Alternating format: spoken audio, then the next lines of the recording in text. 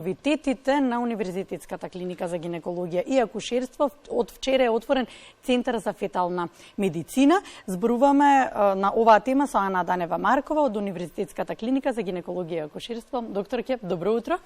Добро утро и ви благодарам на поканата. Каков е овој Центар за фетална медицина?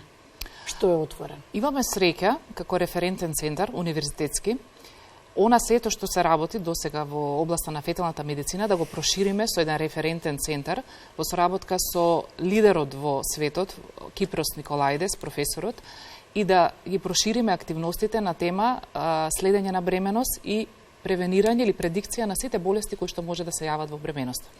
Значи, оплеменуваме, опремуваме, екипираме еден нов центар на клиниката со најсовремени ултразвучни апарати, софтверски поврзани директно со феталниот центар во Лондон и на еден начин и преку една телемедицина во иднина навреме, организирано и со соодветен кадар, соодветно едуциран, нормално, ќе го сето тоа реализираме. Особено е важно што ние сме и универзитетска клиника каде што се едуцираат сите идни специјалисти, така што ова ќе биде и една добра научна и едукативна база во која што ќе се спроведуваат и студии и едукативни настани. И особено ми е драго во што го слушам, затоа што се наоѓа на државната клиника за гинекологија и акушерство. Кој се ќе може да дојде таму? Дали само трудници кои што ќе бидат водени од матични доктори на клиниката и потоа ќе се породуваат таму? Пристап ќе има секоја пациентка, како и досега до клиниката. Организацијата ќе биде со тоа што со електронско здравство ќе воведеме и нов термин или нов модул во системот за закажување, така што сите оние кои што се сертифицирани да работат во центарот и помладите колеги кои што се едуцираат нормално дека ќе работат таму, ќе имаат пристап сите пациенти кои што имаат потреба за подетално или поопсежно фетално следење и терапија. И сега за кадарот ќе зборуваме засебно, што се ќе биде овозможено, какви се третмани, може така да ги наречеме третмани, ќе ги добиваат и трудниците и предно и потоа за новороденчината? Ние досега имаме ултразвучни кабинети за скрининг во бременост, имаме и одел кој што работи на одредени инвазивни интервенции во текот на бременоста, односно кон фетусот, кои што се спроведуваат. Она кое што ќе го работиме во иднина е проширување на сите овие интервенции и фетална терапија која што досега не сме работили и за кое што пациентките морале да заминат во некој друг центар. Конкретно, одредени аномалии во текот на бременоста имаат потреба за некои кратки, брзи интервенции. Добро. Особено за близначна бременост. Тие се најчестите компликации, особено кога се работи за единечна или една постелка, а два плода. Одредени компликации рано во бременоста мора да се третираат. Доколку не се третираат, останува ризикот да таа бременост заврши лошо, фатално, не само за едниот, понекогаш и за двата плода. Тоа е една од интервенциите која што би можела да биде воведена. Најважно е тоа дека, кажавте, го едуцирате и младиот кадар, а особено важно е затоа што добиваат едукација во пракса. А тоа на клиниката за гинекологија и акушерство е навистина една динамична работа, толку многу пациенти. Речеме, тоа е центар за цела Македонија. Така доаѓаат тука од сите градови, кај нас во Скопје на клиниката и во поглед на кадарот. Колку ние сме подготвени да одговориме на светските стандарди? Апсолутно дека сме подготвени, со години се едуцираат голем дел од колегите, добиваат сертификати, сертифицирани се во референтни центри европски, а целта и со првиот центар во светот во оваа област да бидеме поврзани, помогнати во однос на таквото сертифицирање или тоа да биде една добра потврда за сите пациентки кои што понатаму ќе можат уште повеќе да веруваат во она кое што го нуди универзитетската клиника. Сертифицирањето доаѓа со проверка на она кое што ние го работиме, низ тој софтверски систем кој што го инсталираме, а тоа значи потврда на неколку конгенитални најчесто малформации кои што ќе бидат детектирани.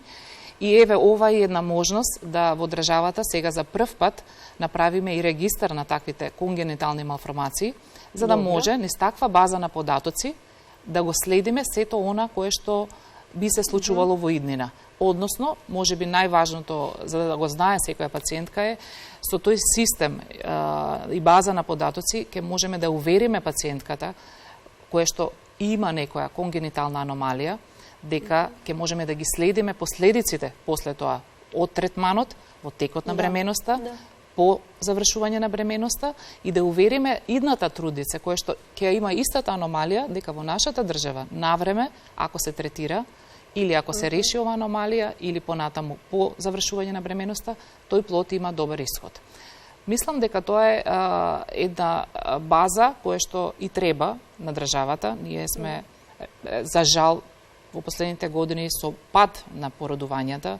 Може би тука е добар центар и да се работи и за понатаму и за репродуктивното здравје, малку повеќе да се соработува со останатите важни фактори во оваа тема, но најважно е дека ќе се зголеми квалитетот за следење на бременоста кај сите пациентки. Ги следиме ли ние светските трендови во делот на соглед на тоа дека кажавте дека кадрот е подготвен и оди постојано на усовршување и до усовршување? Ги следиме ли тие светски трендови тука во пракса, можеме ли да ги примениме? Дефинитивно да.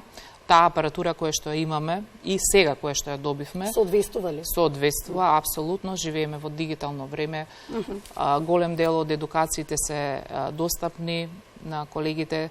Голем дел од тие експерти се овде присутни, независно дали физички или во тек на такви едукативни престои, така што сметам дека апсолутно не е невозможно да продолжи тој тренд, напротив, многу сме поблиску или сме блиску до сите тие стандарди кои што бараат квалитетно следење. А тоа можам да дефинитивно да кажам дека е потврдено со бројките кои што ги има државата, односно статистиката укажува на тоа дека во последните години падот на мртво родените бебиња е значително зголемен. Или тоа значи дека добра и квалитетна е грижата на нас кон трудниците. Сега зборувам општо, значи за колегите кои што не мора да се само на клиника, воопшто. Добро. Квалитетот на грижа во текот на бременоста е на исклучително ниво поради добрата едукација, добрата квалитетна опременост на сите тие ординации и еве и на нашата клиника и развојот на сите тие знаења доведува до подобри резултати понатаму. Помалце мртвородени бебиња, помалце бебиња кои што не може да преживеат, помала смртност на новородените. Доктор, ќе ве прашам исто и во поглед на финансиите, во поглед на плаќањето. Јас паметам кога јас доаѓав на клиниката, без разлика дали имаш здравствено осигурување и не, за трудниците беше се бесплатно и тогаш имаше овозможување на некои благодети во делот на едукација и така натаму. Како е сега? Дали мора само здравствено осигурување да има, затоа што го споминавте мој термин? Или останува истото како и претходно дека за трудниците се е бесплатно? Истиот пакет е на услуги, сето тоа кое што ќе се случи по позитивен бета-ХЦГ тест или по тест за потврда на бременост, пациентката понатаму не партиципира и сите услуги се бесплатни, независно дали се работи, кој што кажавте, за прв или да речеме втор дел од бременоста или породувањето. Конкретно сите услуги во текот на бременоста клиниката ги возможува во тој модел преку електронско здравство бесплатно. Бесплатно, да. Споменавте дека имаме значително намалување на наталитетот и уверувате дека со ево оваа позитивна пракса на следење на светски трендови, вакви центри кај нас, дека ќе се подигне малку нивото повеќе на верба или за нешто друго станува збор, конкретно кога е намалување на наталитетот како главна причина? Знаете како, репродуктивното право е лично право. Секој треба да реши за тоа како ќе оствари репродуктивната функција, сега мислам нормално на жената. И сметам дека тука порано имаше одредени ставови, одредени политики кои што наметнува раѓање на повеќе деца. Денеска живееме во друго време. Ние сме тие кои што треба да едуцираме жената за здраво семејство, за безбедно мајчинство и за сите тие предности кои што ги носи таквото семејство. Одлуката е индивидуална, а ние сме тие кои што ќе треба да работиме да и го зачуваме репродуктивното здравје на пациентката до подоцна. Зошто? Затоа што како кај нас, така и во светот трендот е жената да раѓа многу подоцна од порано. А вие се уште ли го следите оној стар, да речеме, систем во кој што одредувате до кои години е млада или како беше првородка, па потоа е стара и како во кој систем сега, дали можеби со оглед на тоа дека велите светските трендови е на зголемување на прагот во годините, дали тука исто кај нас? Искрено, јас никогаш не сум го користела терминот стара или млада правородка, точно постои тој термин, дури како диагноза некој традиционален, да, и се впишува некогаш дури во самата историја, мислам за жал би рекла. Имаме среќа што асистирана репродуктивна техника и сите можности ги дава можностите на жената многу подоцна да се оствари во оваа функција. И искрено затоа сметам дека е непотребен овој термин. Жената денеска е многу поеманципирана. Желбата да ја оствари кариерата и подоцна да го реализира семејството, односно да ја реализира таа функција, мислам дека и со тоа оправдана. И искрено, единствено надежта е таму дека сите тие техники помагаат таа да се реализира и искрено не сметам дека треба терминот, како што рековте вие, традиционален, уште да остане и да го користиме, но сепак треба да подсетуваме дека многу помали се ризиците, доколку сето тоа се реализира и еве, ако треба да кажам, до 35-та барем година. Да.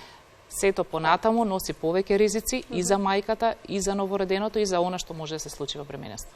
Кога ќе почне да функционира Центарот за фетална медицина, да го заокружиме? Уште денес. Уште денеска, веќе започнува. Да, благодарам за гостувањето, благодарам што одвоивте време. Навистина ми е драго да, особено кога само збор за вакви нешта на државните клиники кај нас, да слушаме како се инвестира, како се овозможуваат нови услови.